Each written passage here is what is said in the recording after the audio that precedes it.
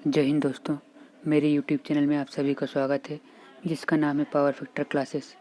दोस्तों, इस चैनल पर आपको इलेक्ट्रिशियन ट्रेड थ्योरी से संबंधित कॉम्पिटिटिव एग्ज़ाम की तैयारी करवाई जाती है। दोस्तों इससे संबंधित डीसी थ्योरी का पार्ट 1 मैं आप सभी के सामने लेकर आया हूँ।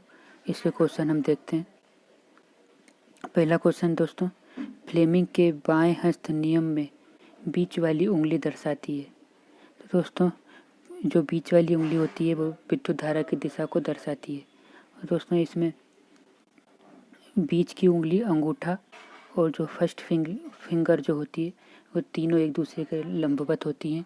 इसमें दोस्तों अंगूठा जो होता है घुमाव बल की दिशा को दर्शाता है, यानी कि डायरेक्शन ऑफ फोर्स को दर्शाता है। और जो फर्स्ट फिंगर होती है जो मैग्नेटिक फील्ड की दिशा को दर्शाती है। और जो दोस्तों मिडिल फिंगर होती है वो करंट की दिशा, यानी कि विद्युत धारा की दिशा को दर्शाती है।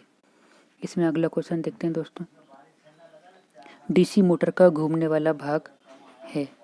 तो डीसी मोटर का घूमने वाला भाग कौन सा है दोस्तों डीसी मोटर का घूमने वाला भाग आर्मेचर होता है।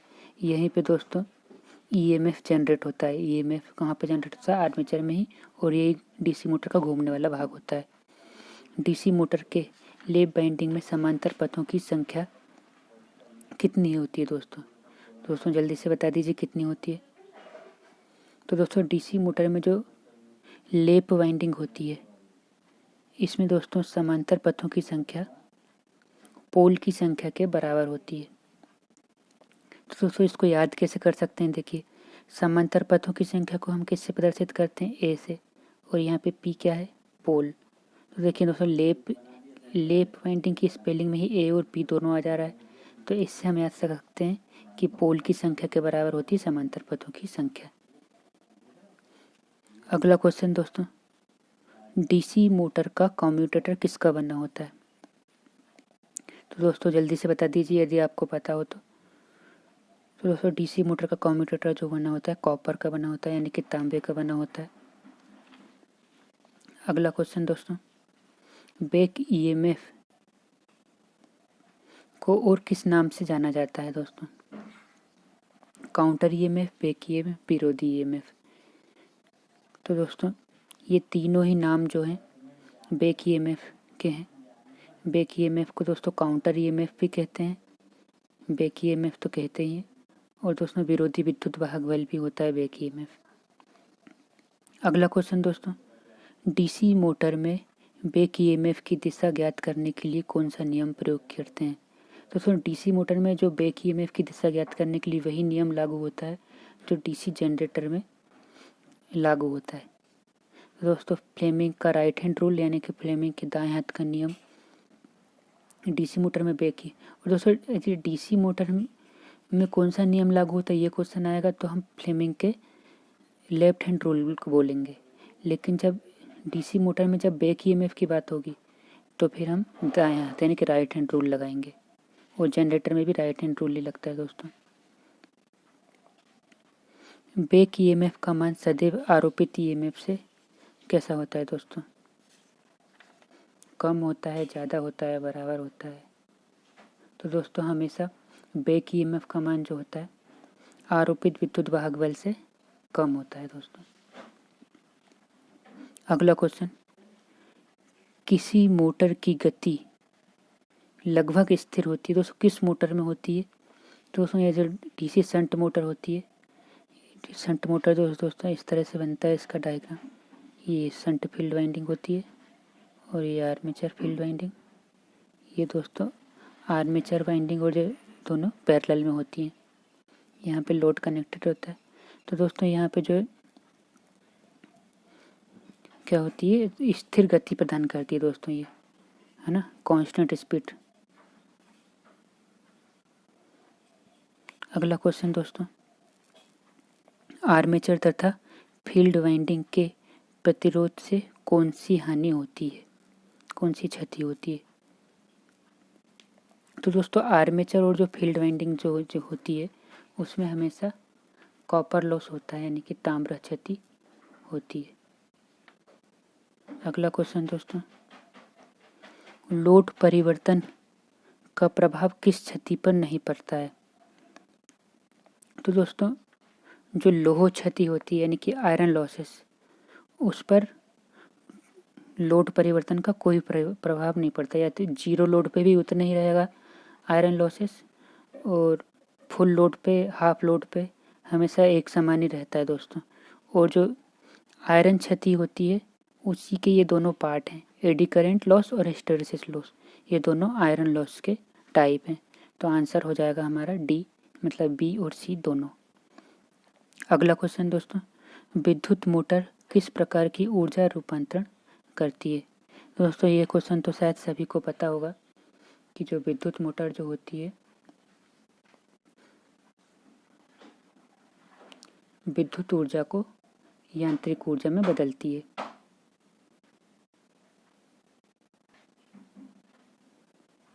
तो फ्रेंड्स ऑप्शन में ये वाला आया नहीं है, इसका आंसर जो राइट आंसर है, विद्युत मोटर क्या करती है, विद्युत ऊर्जा को यांत्रिक ऊर्जा में बदलती है। मतलब विद्युत मोटर यदि कोई है, मान लीजिए जैसे सीरीज मोटर है, तो उसमें हम क्या देते हैं, सप्लाई देते हैं वोल्टेज, और फिर वो हमको एचपी में कन्वर्ट करके देती है, यानी कि वो यांत्रिक ऊर्जा रहती है ना। तो मतलब विद्युत मोटर क्या करती है, विद्युत ऊर्जा को यांत्रिक ऊर्जा में रूपांतरित करती है। अगला क्वेश्चन, घूर्णन की दिशा डीसी मोटर में किस नियम के द्वारा ज्ञात की जाती है। तो दोस्तों घूर्णन की दिशा जो है फ्लेमिंग के बाएं हाथ के नियम से ज्ञात की जाती है। इसका ऑप्शन सी सही होगा।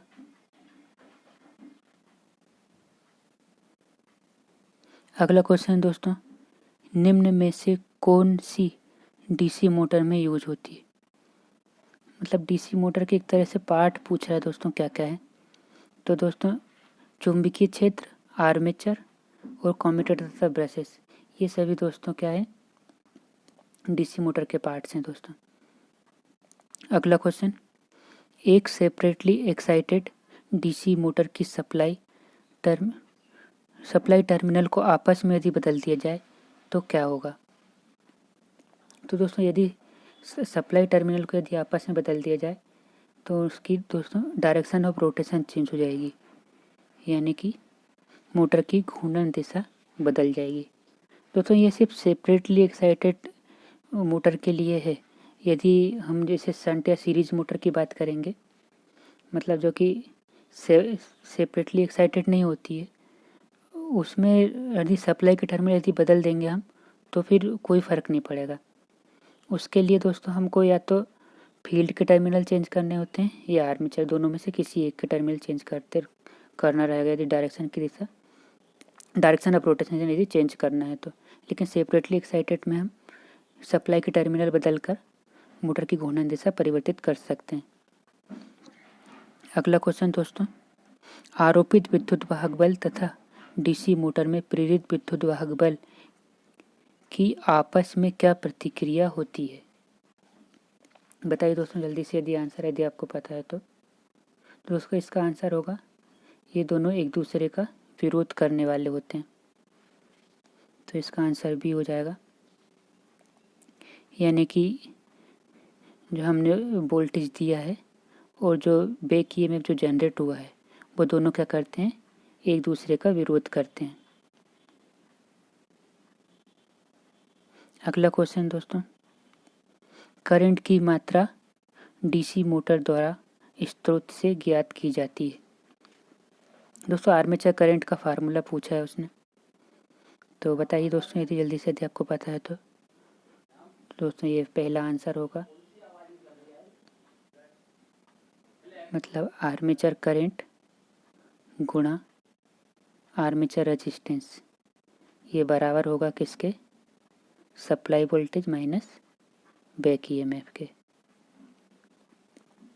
ठीक है फ्रेंड्स, ये आर यहाँ पे इधर तिरक गुणा हो जाएगा, और जब आई ए इंटू आर ए करेंगे तो ये हो जाएगा वी ए, यानी कि आर्मेचर वोल्टेज। यदि आर्मेचर वोल्टेज निकालना रहेगा तो जो सप्लाई वोल्टेज देंगे हम उसमें से बैक ईएमएफ को माइनस कर देंगे तो आर्मेचर वोल्टेज निकल जाएगा। अगला क्वेश्चन दोस्तों, डीसी मोटर की बनावट कैसी होती है। तो दोस्तों जल्दी से बता दीजिए यदि आपको पता है इसमें से तो दोस्तों डीसी मोटर जो होती है एकदम same to same generator DC generator के बराबर समान एक जैसी होती है, लेकिन उसमें सिर्फ बॉडी का फ़र्क होता है ना।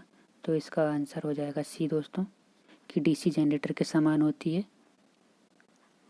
लेकिन इसकी फ्रेम दोस्तों अलग होती है। बॉडी जिसको एक योक भी कहते हैं, वो संरचना अलग होती है। फिर बैक ईएमएफ निर्भर करता है आर्मेचर के समांतर पथों की संख्या पर, मोटर की गति पर, प्रतिपूल फ्लक्स पर, या उपरोक्त सभी। तो दोस्तों इसका आंसर डी होगा, उपरोक्त सभी, क्योंकि बैक ईएमएफ का फार्मूला ही होता है E B is equal to N phi Z P upon 60 into A, जहाँ पे दोस्तों एन क्या होती है घूर्णन गति, जेड होता है कंडक्टर कुल कितने चालक हैं उसमें, पी पोल को प्रदर्शित करता है ना, और जो फाई जो है प्रतिपोल फ्लक्स को प्लस करता है प्रदर्शित करता है, ए जो है समांतर पथों की संख्या को प्रदर्शित। तो उपरोक्त सभी आंसर हो जाएगा इसका। अगला क्वेश्चन, डीसी मोटर में प्रेरित वोल्टेज। तो दोस्तों इसमें 4 ऑप्शन दिए हैं, इसमें से आपको बताना क्या होगा।